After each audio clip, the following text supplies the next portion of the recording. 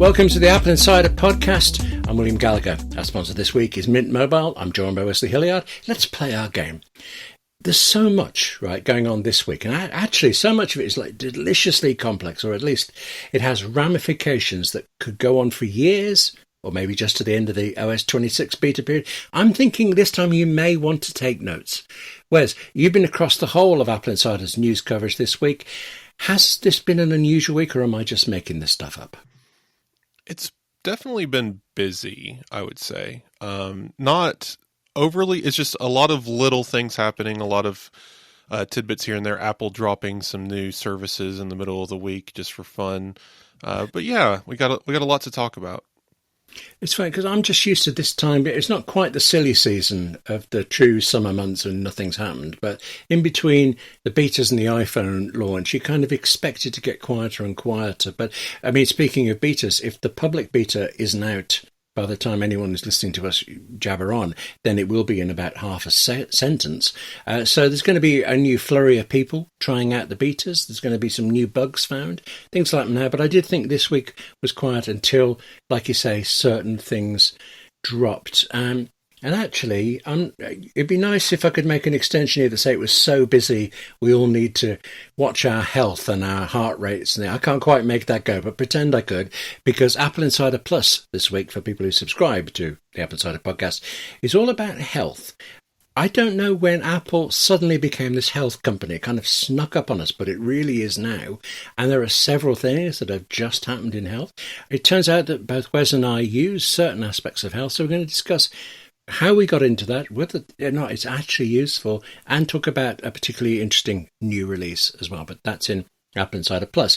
Apple Insider Plus, like I say, is for subscribers, and you can subscribe in a thrice through Apple Podcasts Connect or through our Patreon service. And there are instructions for all of this at the end of the show notes every week. So just have a dip in over a cup of tea, sign up, have a good time, and join us. But in the meantime, I would actually like to start with the news that I think of all the things going on this week that surprised me most, which is this thing that Apple is suing leaker John Prosser over his reports about iOS 26. I didn't see that coming. Did you? Well, no, but the thing is it kind of makes sense once you get into the story. What exactly happened here is it's not great.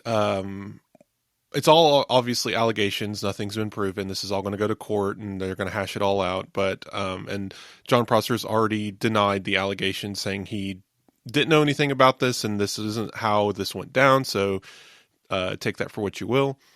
But basically, the leaks themselves, Apple isn't suing for, because there's these things go around everywhere. There's kind of a journalistic thing where people are allowed to publish what they hear, and as long as they're not, exchanging anything, no payment, no offers, no any kind of recompense at all, it's all legal, because anonymous sources, you see it a lot in Bloomberg, all that stuff, it's fine. Apple doesn't like it, but again, it's mostly legal. Then you look at what happened with John Prosser. So the accusation is that he got a hold of an Apple employee's, a friend of his apparently, phone, not he himself. So I don't have all the names. You can go read the coverage, but long story short, Prosser had a third party involved who knew about this Apple employee that wasn't going to be home, went into his home, got a hold of the phone, FaceTime Prosser and someone else, showing off this early developer kit version of iOS 26, and Prosser recorded it and used it to develop the images that he showed off on his YouTube channel. Now, whoever was included on the FaceTime call apparently ratted him out and said, I recognize that apartment, I recognize that this is that Apple employee, and now that Apple employee has been fired for not properly safeguarding a developer device, and Apple is taking Prosser to court because apparently in the process of this, Prosser also offered financial compensation or a job to the person who went and got the phone. So a lot of crazy stuff happening here. No need to really get into it, but What do you think about this? Well, one thing we need to be clear, because a lot of this is fuzzy, but there's fuzzy in specific ways. Sorry, that sounds ridiculous now. I've said it aloud, so just thinking it. You mentioned that there are several names involved. One of the reasons we don't know them all is that all of this comes from Apple's court filing, and the examples it gives are actually redacted in part. So there are many names we don't know. That thing of somebody on that list ratting them out, we can't be sure of, though, because it's possible that someone later saw the FaceTime recording and they are the ones who recognise. So it could have gone round. We will probably never know who was the final kind of whistleblower for it. But the fact that this guy, this engineer, has lost his career over, or at least, exaggeration, has lost Apple, and he's going to have some strong questions wherever else he goes. That makes this a really specific case. And you're talking about things like protection under the law, that things are legal. This has actually been proved, tested rather in courts like a long time ago, like just over 20 years ago, when in fact AppleInsider was involved in a case. Apple didn't have the specifics that it does this time, wasn't going after a known individual or group of people. It was trying to smoke out people, and as part of that was trying to subpoena AppleInsider and various others. During the course of that, things like you mentioned there, that's known as the California Reporter's Shield for protecting sources, that came into play, the First Amendment, and in the end, Apple couldn't get the information that it wanted, couldn't sue it. We don't know anything more that happened internally, but it makes me think now that even all these years later, Apple is really clear what it can and can't do. So the fact that it is issuing this sounds like it thinks it's got a really strong case. Yes, if the Apple employee had approached Prosser and described iOS 26 or even leaked him screenshots, that would all be covered. Now, the employee would still get fired if he was caught, of course, but Prosser would be protected. The problem is how Prosser obtained the information and the potential threat to Apple's own secrets, because apparently on the device, including the developer early developer preview, was a lot of information that were proprietary trade secrets about products and things that have not even been released to Apple yet, that potentially Prosser has now seen or is aware of and saved for future reference. So not great. That is, I think, the sticking point of this, alongside, of course, the subterfuge and sneaking into someone's apartment. But that is also another reason why this brought Apple's attention, because in dealing with sources and leaks and stuff before, AppleInsider and anyone else you've read about this kind of stuff, it's usually a source bringing you information. You don't really go out seeking it, because, again, that gets you into legal hot water, because when you ask questions pointedly and try to take advantage of a relationship, it starts getting into coercion and all these other things. You just don't want to get into that hot water. I think so. There's the specifics of this case. There's also the business of preventing, like you say, future disclosure. And Apple, in its filing, says it does not know what other information is on the phone. It just knows there was some. I think also this is a signal, actually, that Apple is very serious about pursuing leaks. So I'd like to say right now, there will be no more leaks on the AppleInsider podcast. None at all. Not one. Except this week, there's been a leak. Well, is this really a leak? It counts as one, I suppose, because a beta image of iOS 26 has hinted at Apple developing, well, something called a sleep score for the Apple Watch. And I don't understand how this could be. Did you sleep? Did you not? Did you sleep? What is this feature, and does it seem like a genuine thing? So sleep scores are something that are available in other apps. Basically, I believe, I can't remember the name of these apps off the top of my head, but you've all heard of them. Sleep Sounds, I think, is one. There's several on the market.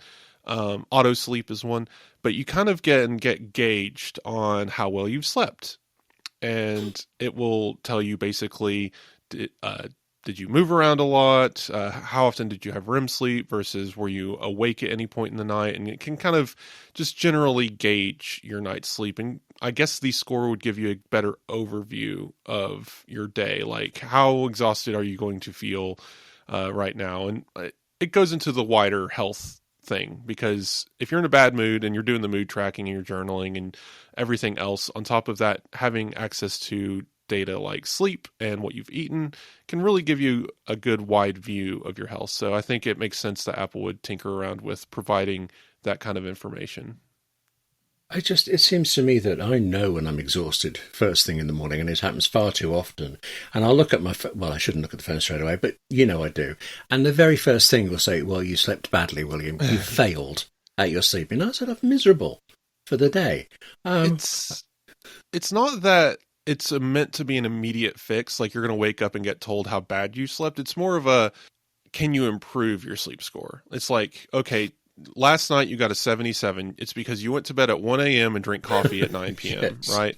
Okay. Like, what can you do to improve that? Well, go to bed earlier, sleep longer, don't drink coffee so late, right? So like it's gamifying sleep in a way that gives people identifiable, approachable information that then they can say, I feel miserable. What was my sleep score? Oh, that's why I'm miserable. How can I improve this sleep score, right? It's just a basic coaching metric. It's not that you can take action the moment you wake up unless you're able to go back to sleep, which most of us just cannot. Otherwise, yeah, you have to make the effort to go to bed sooner the next day or something. That actually doesn't make sense. Now you've said it that way. I was thinking 7 out of 10 must try harder when you go to bed. And I will. I mean, we'll talk about this briefly in the Health Apple Insider Plus, but one of the things I want to talk about is a smart water bottle that I know you know as well. Every day it gives me little trophies and things. It's the gamification of things. Yeah. I do not care that I've just earned a best week trophy. In fact, I don't even know what they're called. I don't look at them. I just get the notifications, and you drink a pool of water. Yes, I can't resist a notification. I'm starting to get grumpy as I drink. But I suppose every time I do drink more. So okay, turn off those notifications. It'll make you more sane. I have thoughts. We'll come back to them. But I also actually have thoughts this week because I was very surprised at another type of notification that came back. And actually, I'm a little disappointed in this. Apple has brought back the notification summaries for news in iOS 26 and macOS Tahoe. If you remember, Apple Intelligence was summarizing everything. BBC News headlines, and actually, funny I should mention BBC. One of the reasons Apple eventually switched off this feature is that the BBC complained. BBC is, international reputation, and Apple Intelligence was altering its headlines to make them factually incorrect, and in a couple of cases, I mean dangerously factually incorrect.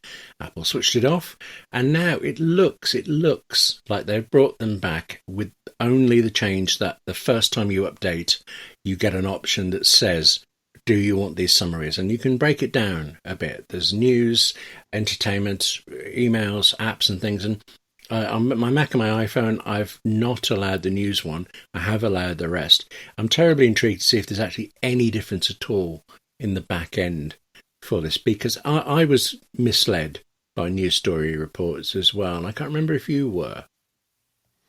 I mean, I guess maybe a second I would be like, oh, this is a weird story, but then you would realize it was summarized because Apple did put like rainbow stuff in there, and now there's a new icon in there to show that there's a summary. I'm also not getting that much in the way of news from notifications. I do get Apple News. I have Apple News notifications on, and that's like the only news app I have. And those kind of field into their own category. I actually put those into the morning and evening summaries, so I'm not getting notifications as they happen. It'll be 3 p.m. and my summary will pop up for the afternoon, and I can look at the headlines there. So I don't know. I don't really see this, and when I have, it's been fine mostly. But the issue that I've seen a lot of people talk about, that's obviously an issue, is when it kind of combines 4 different headlines. Yeah. And puts just a semicolon between each, right? That is when it gets a little awkward, because then it's really trying hard to turn a 100-character headline into 4 words. And there's only so much you can summarize. I would honestly prefer the notification to say you have 6 news stories from CNN, blah, blah, and the top headline is this, right? And like just that kind of summary would be more useful than it trying to like concatenate like 6 different leads into one paragraph. Like that doesn't make sense to me. I'm with you on that. I really like the timed, scheduled summaries. I use it for all sorts of things that are, funnily enough, not news. It's just I have seen more serious examples than you. I mean, the example I'm thinking of, I can't remember who it was, but somebody, the headline said he'd been shot dead, and he hadn't. Mm-hmm. So The that's not the a summary shooter, problem. the guy who shot the banker guy, whatever, that Luigi, right, Mangione. He a AI Apple summary headline said that he'd shot himself, which clearly did not happen. So yeah, these things are definitely messy, but I just never had that much of a visceral reaction to it. I just knew that it was a poorly summarized thing. Sometimes these things can, like the couple of days ago as we record, Ozzy Osbourne died, Mm. and you know how I found out? No. One of our family group chats, someone shared a Facebook link to Ozzy Osbourne dead at 76, and I'm like, okay, this is obviously one of those five. Every day Will Smith is declared dead on Facebook, right? Like this is just one of those silly things. And I went to Apple News, typed in Ozzy Osbourne, and there it was, People Magazine, Ozzy. I was like, okay, now I know it's actually real.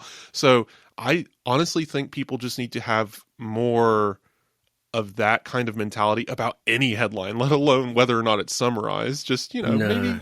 maybe go verify. I take your point, and funnily enough, it was a similar way I found out about Ozzy Osbourne. But BBC News says this.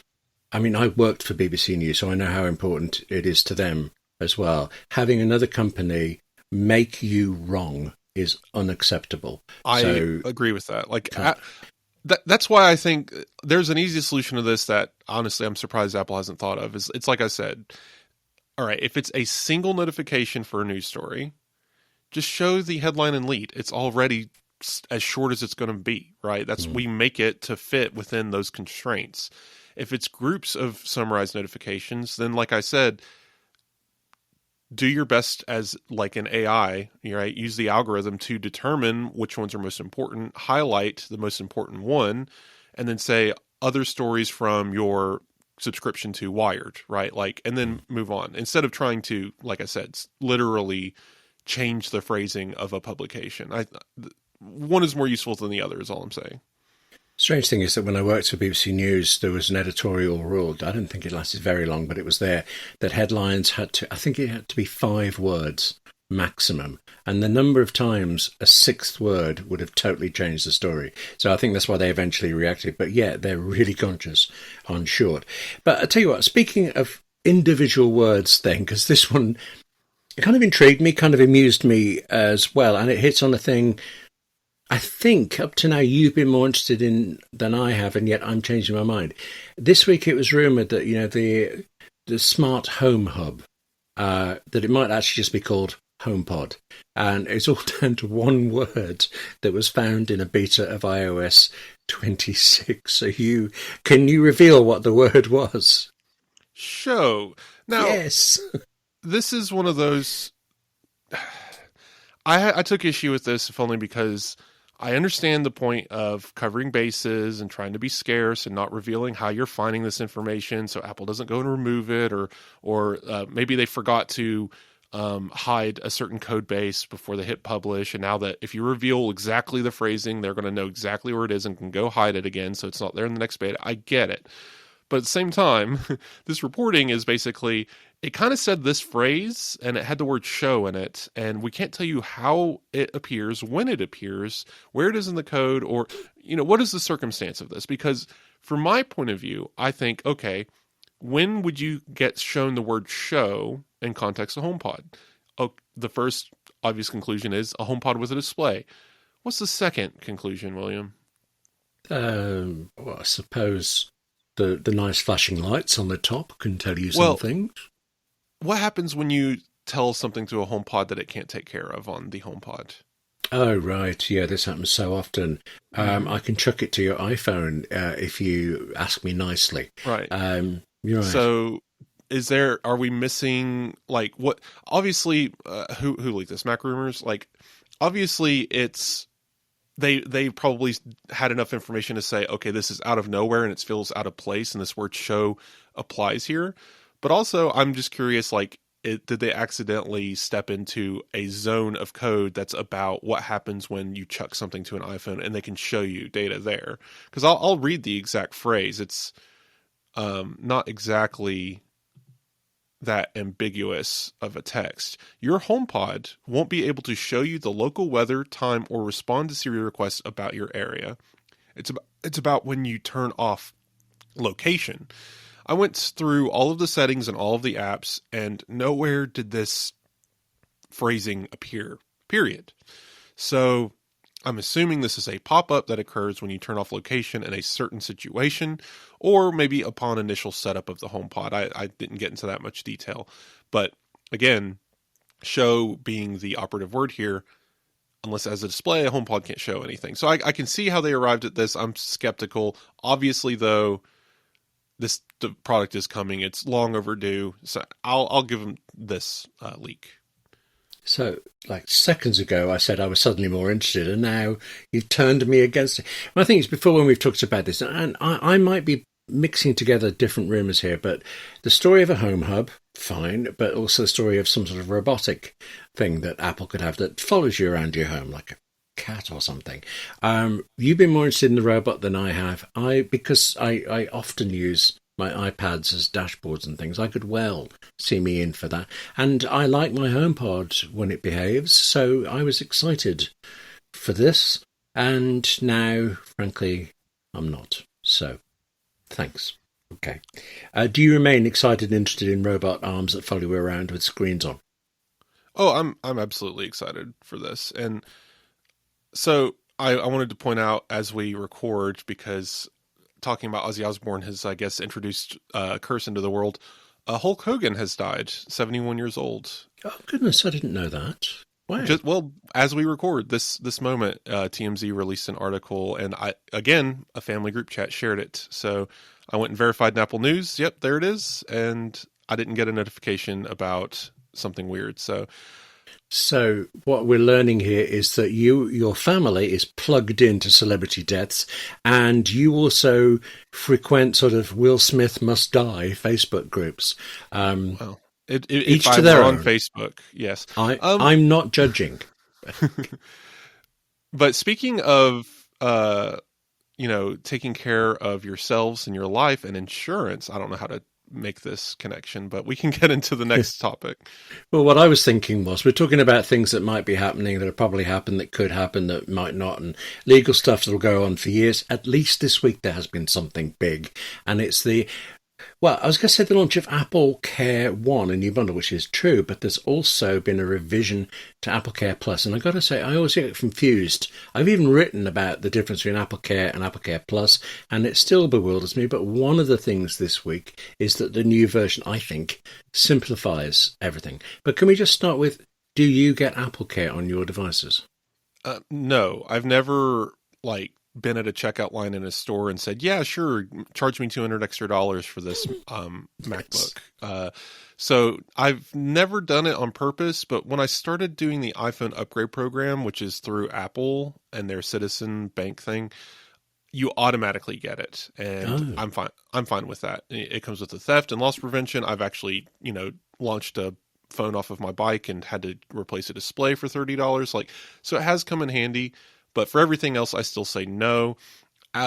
With one exception, the Apple Vision Pro, I got AppleCare because it was $25 a month, and I paid for that for about a year before I was like, okay, clearly I'm not going to destroy this thing. Clearly it's not that fragile. I'm not going to run into any walls. I'm going to go ahead and cancel this. So I've actually not had AppleCare on that for a couple months now. I don't believe I've ever in all the years I've never bought AppleCare, because usually, face it, I'm spending to the absolute limit of what I can to get certain devices. So adding $100 and $200 and $300 and £400 pounds or dollars to it has just been unsupportable, and I'm mostly worried about that. But my Mac Studio is on my desk. I have house insurance. I'm not asking anybody to come steal it, but I was okay with it till I started explaining it. But what I like now is that not very long ago, AppleCare turned into a subscription one.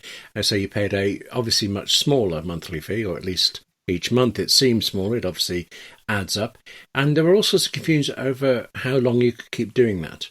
Whereas now, although you have to dig into the small print to find this out, or check the Apple Insider article where we dug into the small print to find out, you can just pay monthly for AppleCare for up to 4 years, or at least for devices that are no more than 4 years old. But actually, even within that, in the details, the AppleCare One bundle has a particularly attractive thing that I thought of you immediately for, because you just said, what, $25 for the insurance? You could now pay $20 and cover your Apple Vision Pro and your iPad Pro and one other device. So that seems like close to a bargain. There's a trick, though, William. No. I found out after, yes. So it's not all sunshine and rainbows. So because I get my AppleCare through my iPhone upgrade program, I can't actually do anything with it. I'm stuck with AppleCare Plus on my phone, which is fine. It's included with my plan, and if I took it off, they probably wouldn't give me any savings anyway. So there's no point in me touching my phone. But that means I have no other devices covered by AppleCare, which means I cannot get AppleCare One today. There's no way for me to do it. There's a reason. AppleCare One cannot. Okay, it's complicated. It's really nice because Apple will allow you to get an AppleCare One plan on a new device or an existing AppleCare Plus coverage converted to AppleCare One, right? And then add 2 more. So 3 devices is the default for $20 a month, and then $6 extra a month if you want more devices to an unlimited number, I guess. Problem is I do not have any other active AppleCare Plus programs or new devices within 60 days of purchase. Therefore, I cannot get AppleCare One right now. Luckily, we're really close to an iPhone release season, yes. So I will get my new iPhone, which will still be on my upgrade program, so null. But if I get the new Apple Watch, I will go ahead and get AppleCare One and then grandfather in my iPad Pro and my Apple Vision Pro, because any device that has been purchased within the last 4 years, I don't know the cutoff date exactly. I don't think it's July 24th, 2021. It might be. But within the last 4 years can be added to an existing AppleCare One plan. And so that's what I'll be doing. I will be lassoing back in my Vision Pro just because why not? I think it's $300 if it explodes. I get a new one. And then iPad Pro, similar. I pay like $150 if it explodes, and I get basically a new one, or at least a display replacement. So it's worth it, and I will definitely be doing that when I can. I just currently cannot, and that was a surprise to me. I thought you could initiate this on any device up to 4 years old, which would be incredible. That would open Apple up to a lot of revenue as far as AppleCare goes, but a lot of liability. So I think they want to at least have one device that is brand new, eligible for AppleCare Plus before activating this plan. This is a roller coaster of a news thing, but I started thinking that the detail, that there was, there's going to be detail, there are going to be terms and conditions, caveats of all sorts, exceptions of exemptions, all sorts of things. But when you were talking about that, I started thinking, well, this is actually far less useful than it seemed. And then you turned it around and said you're definitely going for it. So you are now an AppleCare convert. So it's $20 a month. I was thinking, what other device would I do? I don't have any. There are ways you can hurt yourself here, because so also the 4 years is applied to any devices other than headphones. Headphones are only 1 year back because it's already so cheap. AppleCare on headphones, which is Beats or AirPods, is $15 a year, which is $1 something a month. So this is the other thing. You can hurt yourself by getting AppleCare One instead of AppleCare Plus individually, because in some circumstances, unless the AppleCare was more than $6 a month, you're going to pay more, a lot more, for AppleCare One. Like if you got AppleCare One on an Apple TV, a HomePod, and a set of AirPods, you're basically giving Apple 3 times as much money per month than what you should. So keep that in mind. Do the math. And Apple doesn't. This is my recommendation. If you're listening, go out there, get on your ChatGPTs and Anthropics, whatever's, vibe code an app that does this for you, right? Pick 3 devices, and it'll show the total cost of AppleCare Plus and whether or not you'd save money getting Apple One, any 3 devices, any 3 years, whatever. Create that calculator, whether it's a website or an app for the App Store. Charge 99 cents for it, and you'll be a millionaire. But anyway, probably not a millionaire. At least one person will download it, but I still think it's a good idea. I think the headline summary has to be that in certain cases, in certain ways, it's a very good new system, but there are so many caveats, aren't there? If you have an Apple Vision Pro, this is a duh. You're literally saving $5 a month just for the Vision Pro coverage, which is incredible. But I think Apple knows that, it doesn't matter because there's so few. Yes, it's not. The actuary tables are not going to be suddenly falling out. Yes, okay. I'll tell you, before we start that, there is one more good thing we need to stress, even though it again comes with caveats, and that's for the first time ever, AppleCare One, AppleCare Plus, sorry, I'm getting them mixed up again, you can get theft and loss protection on the iPad and the Apple Watch. And I think that's tremendous until you read the details. Do you know the details? Because you're an iPad and an Apple Watch user. Did you look into these as well? I think they reduce the number of thefts and repairs you get per year from 2 to 1. Is that correct? There's certain. It's 2 thefts for some of them. I'm getting mixed up between the 2 devices now. The thing that was getting me is that if you have an iPad in a Magic Keyboard and an Apple Pencil magnetically attached to it, and you lose them all, tough on the Apple Pencil and the Magic Keyboard, unless you're in. I get mixed up whether it's AppleCare One or AppleCare Plus, and whether you've decided the pencil is one of your 3 devices and all this stuff. And then also with the watch, we should say, if someone steals your watch band, tough luck. Nothing will do it. They have to steal the watch and the band for it. And then even then, I like the fact Apple promises very quick replacements. It can't do immediate because this applies internationally, but in some cases it'll be same day. But what they will not do is replace your band with the same one. Now, again, that makes sense because bands get out of sale. Impossible to keep them all forever. But you've spent a lot of money on I'm going to try to avoid this word. I'll take a run at it, see who I get. Hermes, am I right? Yeah, Hermes. Oh, right. Okay. Yeah. Don't try me again. That word I just managed successfully to say. If you have one of those word bands and it is stolen, well, you will get a replacement, but it'll be just a regular Apple-branded one. Well, that's when you have jewelry insurance through your home coverage provider. Up to $2,000, I think, is like $1 a month or something. So just do that instead. Okay. That's some.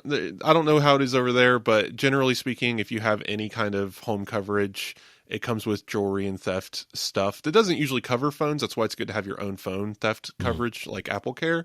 But something like Hermes band or Apple's $400 stainless steel link band, that would be covered under jewelry. And maybe you'd be able to file a insurance claim. Of course, always read the fine print. Just throwing that out there that, separate coverages do exist, or you can always just pay specifically for insurance on a separate jewelry and theft insurance again. So whatever policies you feel comfortable with.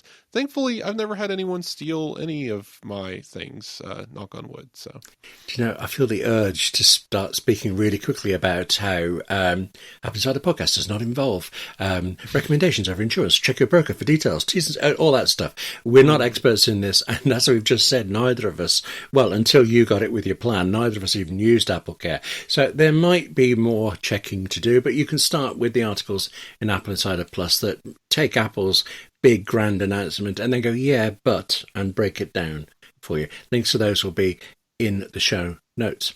Now, I was going to ask, speaking of insurance and legal issues, what is going on with BOE and Samsung? Right. How long have you got? This is a long ongoing case, and I think it's been going since 2023. Samsung and BOE. I never know what BOE stands for, but it's a Chinese company that makes displays in quite a few iPhones. The iPhone 16e apparently has a lot of BOE display panels in it.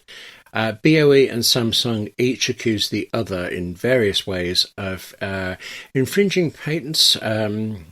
Did I just say it in the American way or the British way? Patents is one of those, infringing those, and also trade secret theft, although that seems harder to prove. There's allegations back and forth. There's now a total of 5 lawsuits in between the two companies. It's 2 from BOE against Samsung Display, 3 from Samsung Display against BOE, and then on top of it, Samsung also, sometime I think in 2024, applied to the US International Trade Commission with a complaint about this. In the last week, the ITC has backed Samsung, and so in theory, BOE display panels could be banned. And as I think we said last week, so it was just towards the end of last week when this came out. It's not certain because it's only a preliminary decision. It's unlikely to change, but then even when it does, the decision has to go to President Trump for the final say-so. And even after all of that, Apple was able to send AppleInsider a statement saying basically, we're not fussed, we're not in this battle, because the ban looks like it would be over components, over display panels, not completed iPhones. But then this week, BOE took out a new case against Samsung, which explicitly involves folding displays. Now, in this case, it's much further because I was very surprised by this. Recently, it was revealed, I mean, it appears to be true. Of course, we'll never know for certain for a long time yet. But Apple has its own great iPhone Fold screen display design, but it has put it aside in order to go with an existing Samsung Display One. Now, I'm bothered about that because it means what's the difference between iPhone and Samsung's folding thing? But it appears to be in order to get enough made in time for a manufacturing mass production launch. But it also now means Apple has inadvertently stepped into this fight. So it is conceivable. I mean, only conceivable. Let's not make this over dramatic yet. But there could be a set of circumstances in which the iPhone Fold comes out and is immediately banned. Well, yeah. I mean, BOE's been fighting for attention from Apple forever. Apple could always just say, never mind. True. Or they could just sell the BOE versions overseas and import only Samsung ones to the United States. So I'm not that worried about this. Apple has options here. Obviously, they don't have to import. If they do use BOE, then they can always just move those overseas and keep Samsung in the United States. We'll see what they do. I'm not that worried about it. But I did want to say we have an Apple Insider exclusive report here on our podcast right now. I can tell you that BOE stands for Beijing Oriental Electronics. Do you mean to say there's like this worldwide internet thing that you can look up things on while you're talking? Wow. Yes. Okay. Actually, that's ruined so many conversations and so many pub arguments. But okay, right, good to know. You heard it here, possibly first, maybe last, but now we know what BOE stands for. Stands for in terms of initials, but not to make a local radio kind of segue here. There's also an issue, I think, of what BOE stands for as a company, because my main interest in BOE is why Apple deals with them at all. Because it has Samsung Display, it has LG Display, and in the past, just a couple of years ago, BOE made a sort of slightly dodgy change to its manufacturing because it was presumably easier and cheaper to do, but it went against Apple's design. They didn't tell Apple. Apple found out. They killed BOE's orders, and then still BOE gets to do more later. Apple's brought them back, and BOE has just made a new plant expressly to try to get Apple orders, and you'd think that's a lot of investment if they're not confident of getting something. So why does Apple have BOE? Is it purely to put pressure on the other suppliers to try to keep prices down through competition? I don't know why Apple keeps bothering with this company, considering they did kind of shortchange them before in the first place. So I don't know. Apple wants to diversify their supply chain, so they will try to as much as they can. Plus, I suppose, why not? We've gone through insurance, we've gone through manufacturing. Let's touch on politics. BOE is a Chinese company. Maybe Apple often sort of throws a bone to China by saying nice things about it, and obviously good reason as well as bad. But maybe it's all incredibly complicated, and sometimes I'm glad I don't run Apple. This episode is brought to you by Mint Mobile. You know what doesn't belong in your epic summer plans? Getting burned by your old wireless bill. While you're planning beach trips, barbecues, and 3-day weekends, your wireless bill should be the last thing holding you back. And that is why people are making the switch to Mint Mobile. I can't make that change because I'm in the UK, but as it happens, I have today been looking for better deals for my iPhone usage, so I am really conscious of prices and also, frankly, of how confusing the myriad plans are with the nearly myriad number of providers out there. Mint Mobile, though, it makes switching easy, and I think obviously it makes it the right thing to do too. That's especially now because for a limited time, Mint Mobile is offering 3 months of unlimited premium wireless service for $15 a month. So while I'm over here in the UK trying to figure out the differences between 2 and 3 and 5 incredibly similar packages, you can be on Mint Mobile and just enjoying the saving. This year, skip breaking a sweat and breaking the bank. Get this new customer offer and your 3-month unlimited wireless plan for just $15 a month at mintmobile.com/AI podcast. That's mintmobile.com/AI podcast. Upfront payment of $45 required, equivalent to $15 a month. Limited time new customer offer for first 3 months only. Speeds may slow above 35 gigabytes on unlimited plan. Taxes and fees extra. See Mint Mobile for details. And thanks to Mint Mobile for supporting the Apple Insider podcast. We did just mention the iPhone Fold. There's another leak this week about the size of the screen, and I'm trying so hard to work out whether it's actually a new leak or is it just the TrendForce market research company basically repeating what it heard last, which is the same as what we all heard last, that the exterior screen of an iPhone Fold, the one that will look like a normal iPhone, will be 5.5 inches, I think, diagonally, and then it will fold out to 7.8 inches on the inside.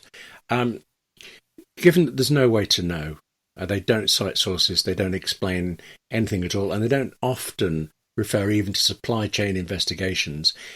Let's go with, if those sizes are correct, don't you think the one on the inside seems a bit small? So the way these things work, right, you have a display on the outside, which honestly we should probably update our renders because we originally assumed Apple would not put displays on the outside of this thing. And then, but then you open it up to a much larger display. I haven't used these, so I don't have a lot of opinion on the display size, but I think around 7 inches would make sense. What's the exact number they're offering here? 7.8. For the inside. For the inside. There are different sources, and that's the highest I've heard of it, though. Okay, so honestly, no, that seems right. That's iPad mini range, and people will always get conflated because of aspect ratios, because iPhone's 6-something inches, right? And then this would be 7.8 inches, so how much more are you really getting? Well, 6 inches, 16 by 9 is very different from 7 inches, 4 by 3, right? So the number makes sense overall. 7.8, 7.58, these are all fine. It's iPad mini. Basically, your iPhone would open up to an iPad mini. I think I'm just disappointed since there was I think it's Huawei. I'm having trouble with words beginning with H today. Has a phone that folds out twice. They call it a triptych phone, I think, or maybe not quite that religious word, but they call it a 3-folding thing, and it isn't. It's 2 folds, so you end up with 3 panels in a row. But it looked really good in the videos we've seen, and I quite fancied that, and we're not going to get it. We can't have nice things. We've discussed this before. Apple's move in this space feels odd. Ultra premium, ultra niche. It's like having a Mac Pro in the iPhone line. It'll cost $2,000 at a minimum, probably. And I'm sure the Chinese market would love it. I'm sure that the Korean market would love it. America, less so, but there's still people interested in this. I guess Apple wants to chase this fad, but I still don't know that it'll ever actually release. I understand that it's easy to get caught up in the hype because we have these little rashes of 2 or 3 months where, oh God, it's going to come out any moment. But we've been having these for 5 years. Yes. It could be next week, it could be this year, it could be it could be a year from now, it could be 2 years from now, right? And and it's continuous. And all that's going to happen is we're going to get to August, September, and another rumor is going to come out to say Apple pushes back iPhone Fold plans to 2027. And then in 2026, it's going to say Apple pushes back iPhone Fold plans to 2029. I think the reason we're hearing about this at all is we have, unless I'm wrong, and correct me if I'm wrong, but I keep track of this stuff, so I hope I'm right here. We haven't got any actual leaks about the device being seen or held, or the interface, or like Apple actually getting beyond the prototyping phase, beyond the manufacturer EVT phase, right? Mm. We've only ever heard, I think, from the supply chain saying Apple is ordering this display. Apple is ordering this frame. That could just be for internal testing. And True. We've never heard about it ramping up. We've never heard about Apple putting in 100 million orders for folding displays. So until we get something from, not Ming-Chi Kuo, because he's the supply chain guy, until we get like Bloomberg or, poor John Prosser, he's out of the business, but like somebody that we know is attached external to the supply chain, so they're getting inside information from Apple in a way that isn't supply chain related, that says iPhone Fold is coming. Here's what it's probably going to be. It's going to run iPad OS when it's open. It's going to run iOS. Like when we get those kinds of details, that's when you know it's going to be soon. But as long as we're still hearing supply chain anytime now, Apple put in that, we don't know. And I wouldn't hold my breath. I will buy one. Don't get me wrong. I'm not trying to hate on it completely. This is an interesting technology. I think it'd be fun. I want to run a Nintendo DS emulator on this thing. I think it'd be really interesting. Right. But at the same time, I can see a fad and understand that foldables, even as, quote unquote popular, it's a niche popular. So, at least 20 people have them. As they go, they're not taking over the world. They're interesting. They're a fun solution to a problem that we had a decade ago. We no longer have that problem. We have Apple Vision Pro. I know. Ha ha.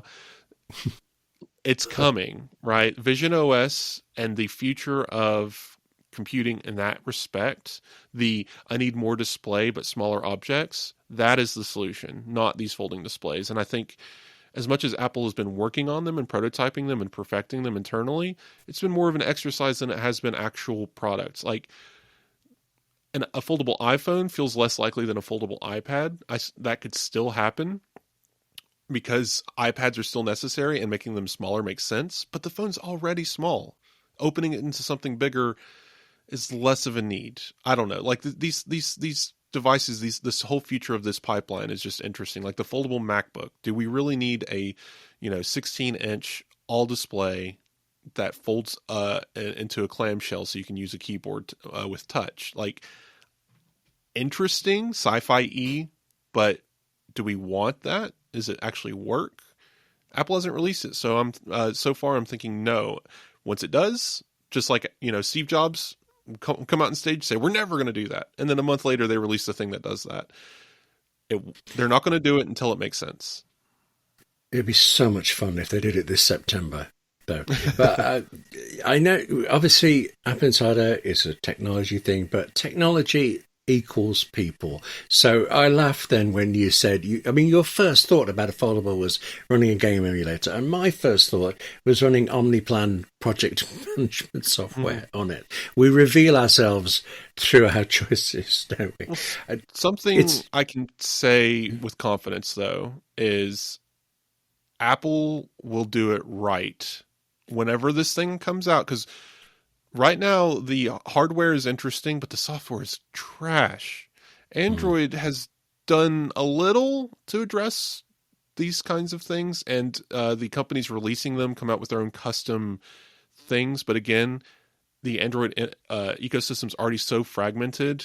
The app developers aren't targeting every shape and size. Yeah. So especially if you own that trifold, I guess unless you're running 3 phone apps side by side, you're not going to get a trifold interface for an app. Like, who's actually going to make that? The number of people who own that device, it's not worth it.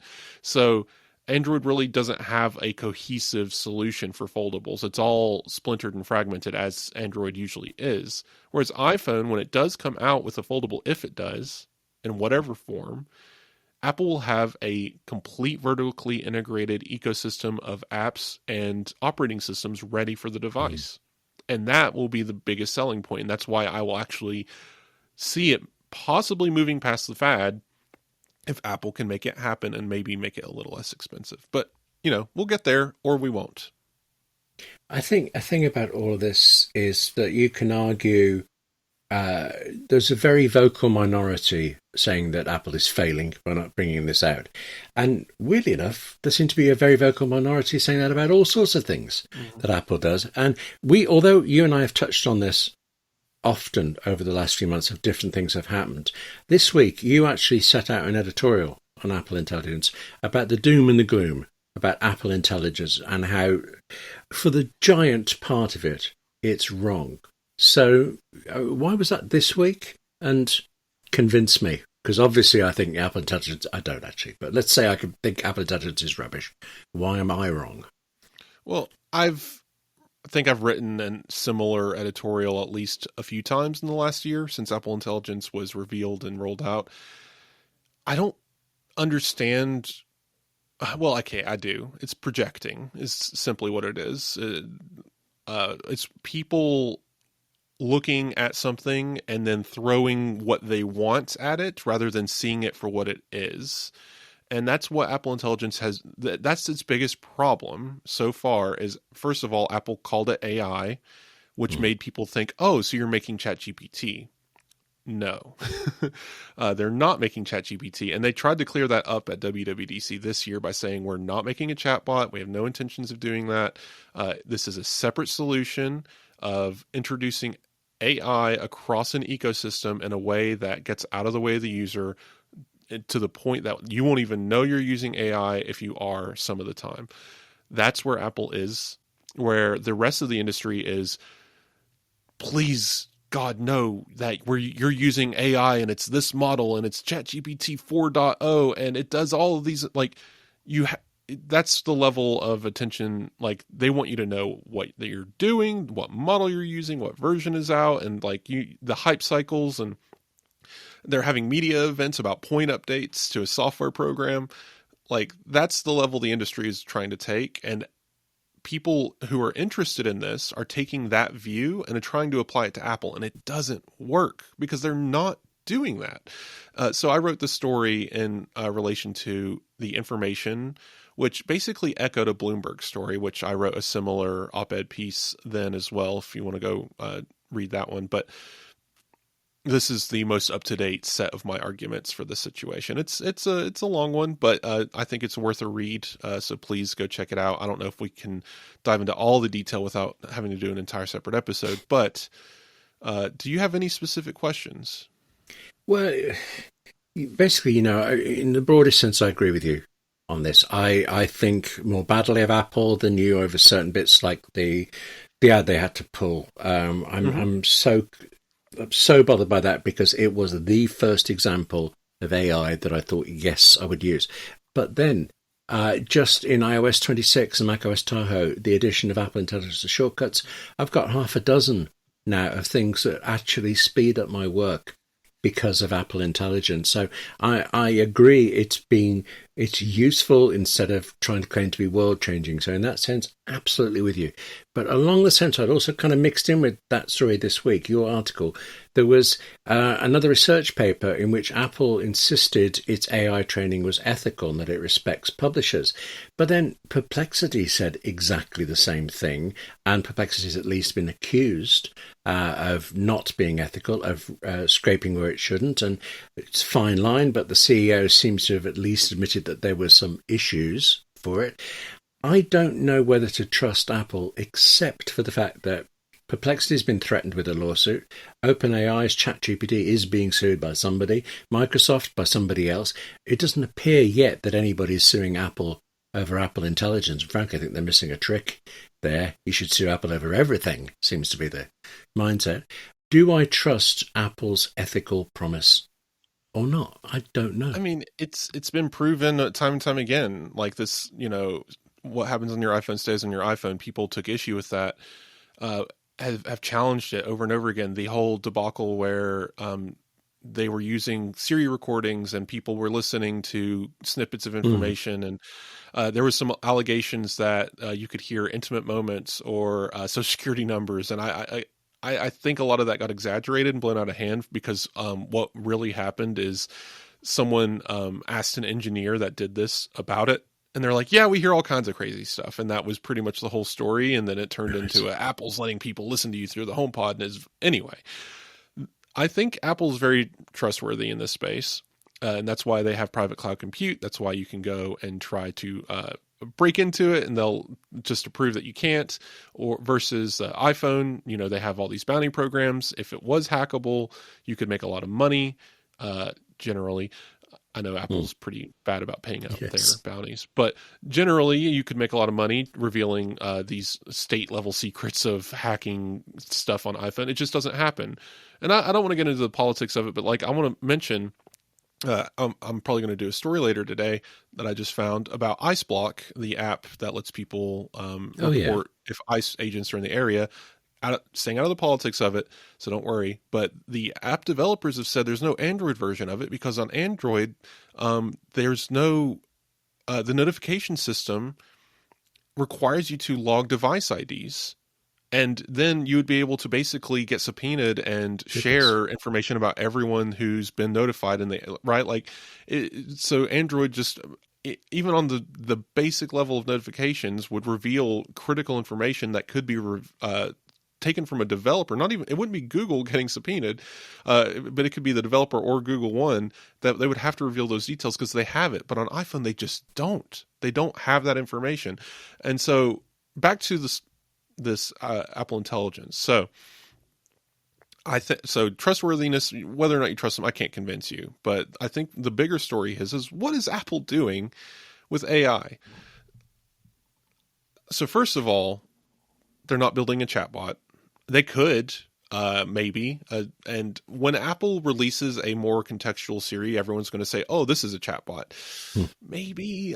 The idea of a chatbot, and this is what it is a destination. You're going to open an app interface, and you're going to give it a lot of like ChatGPT, you can give it photos and documents and have conversations, and you can create new conversations from scratch. And basically, you're creating inside of that chat an identity for which ChatGPT can identify you with, and then you can fetch and retrieve data that you've given it through the chat. That is a chatbot.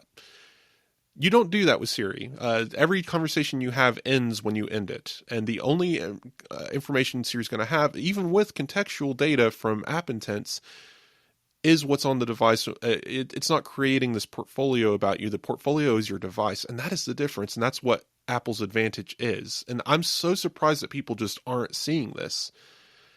ChatGPT is the Linux of all of this. You have to go in and you have to give it all these details. You have to shove all this information. You have to know how it works. You have to know how to do the prompts, prompt engineering, and all of that.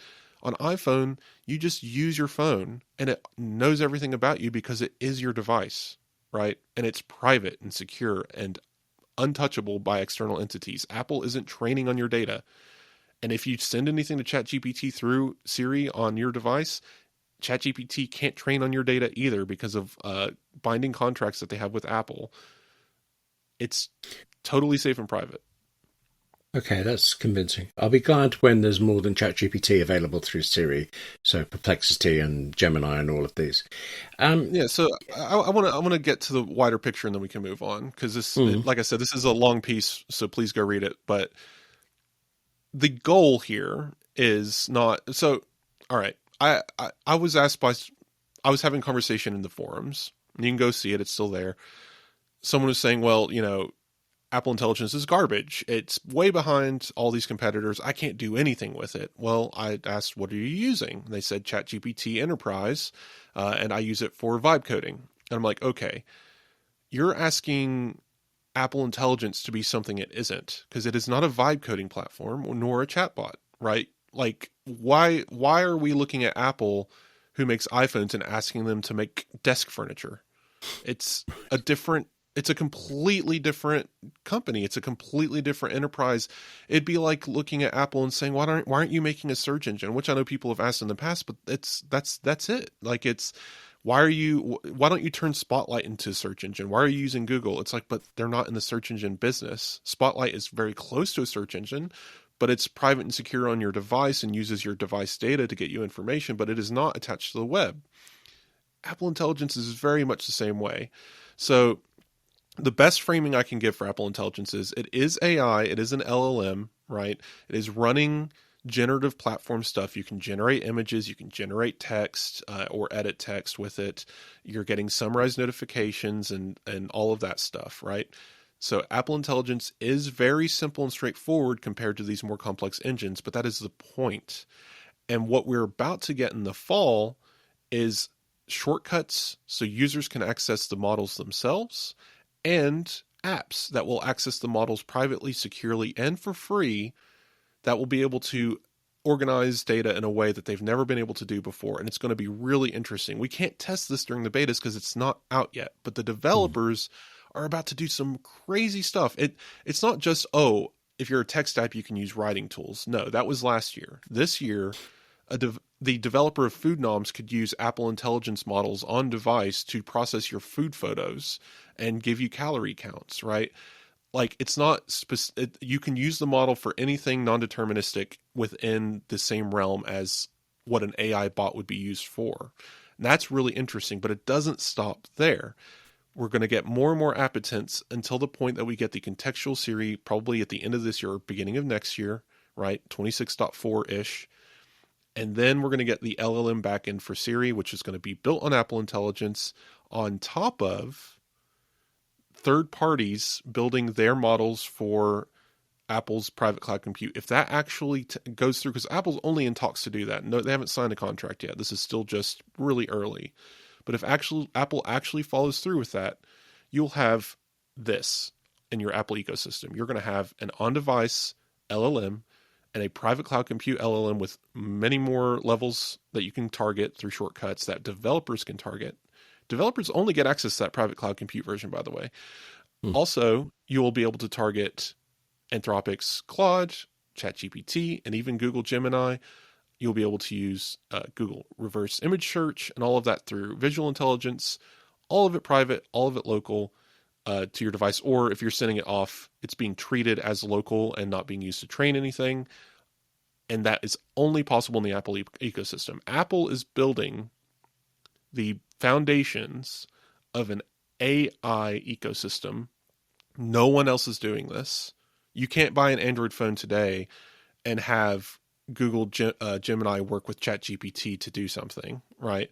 Not at least not out of the box. I'm sure someone's figured out some way to mod them together, but like Apple is building this in a private, secure, and ethical way that if everything is running through private cloud compute, those servers are run off of green and renewable energy, which removes the environmental concerns of using AI.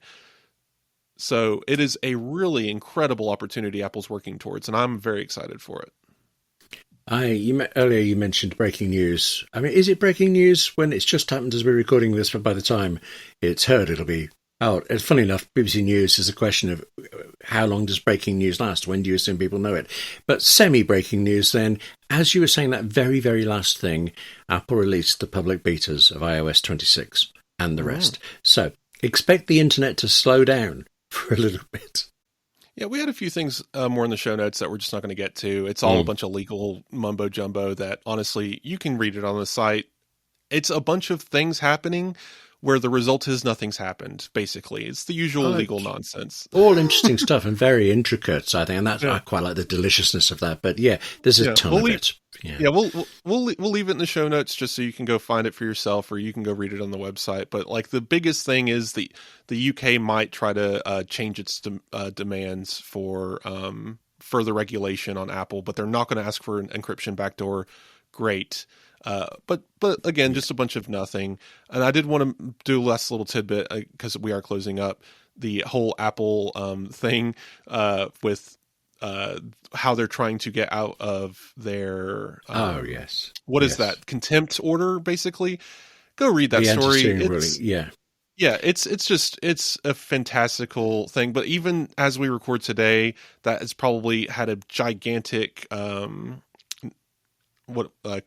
thrown at it, because it looks like the courts are basically reversing that slowly, and it's so complicated. Again, we'd have to do a whole nother show to get into that, so we're not going to do it today. We're not going to get in controversy corner. Just go read the story. Apple's epic gamble birthright citizenship ruling cited to overturn anti-steering mandate. So we're going to leave that out there. But to answer your question, William, The fun stuff. DualSense. Yes.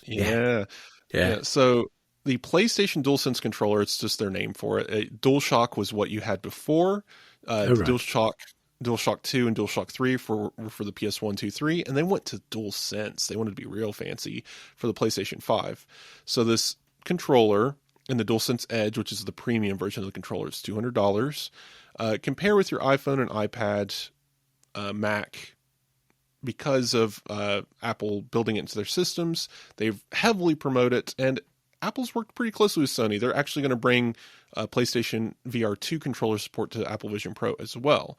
Well, what's exciting is PlayStation has actually just announced a new update coming to the DualSense and DualSense Edge that will allow multi-device pairing. So I will be able to soon use my DualSense Edge on my PS5 Pro, and then go to my office, turn on the iPad, hold down the PlayStation button, and then hit square and switch to my iPad without having to pair or open a menu or do anything like that.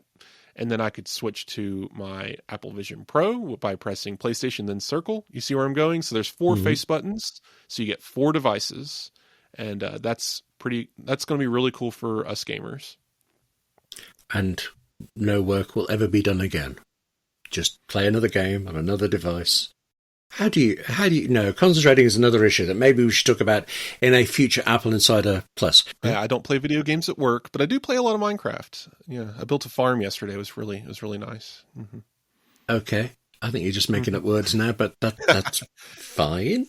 I should say this week, actually, it was my turn to look for the reviews of AppleInsider on the podcast, on Apple Podcasts, and I couldn't find any that weren't at least a week or two old. So either, nobody's reviewing us, or I'm somehow pressing the wrong button. And honestly, it could go either way with that.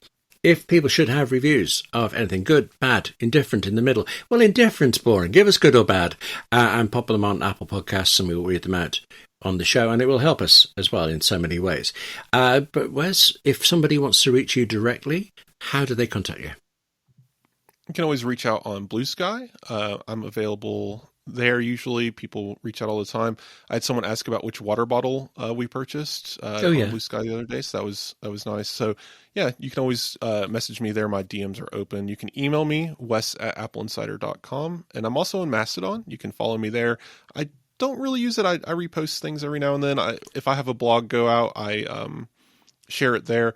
Speaking of which, I am not done blogging. I just took the last 2 weeks off to coincide with my vacation, but I plan on writing this week at some point, so I will be back to it soon. You can find me in that it's hilly.tech is my blog. Very simple. But anyway, we'll be back here next week, and I'll be here with you again. AppleInsider Plus, though, William, I'm excited for this one. It'll be fun. It's going to be health. Never knew I'd get to an age where I cared about health and exercise.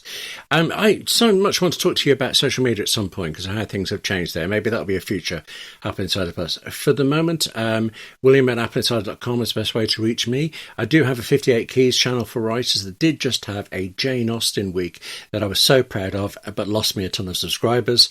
What can you do? It's still fun. And Jane Austen. Yeah. In fact, don't watch me. Maybe everybody just went off to read her books instead. I'd be all right with that. Thank you very much for listening to this so far. Thank you very much for sticking around for AppleInsider Plus. If you're a subscriber, and if you're not, it'd be such a treat to have you join us. Thank you to Mint Mobile, our sponsor. And Wes and I will be back with more next week. Yep, talk then.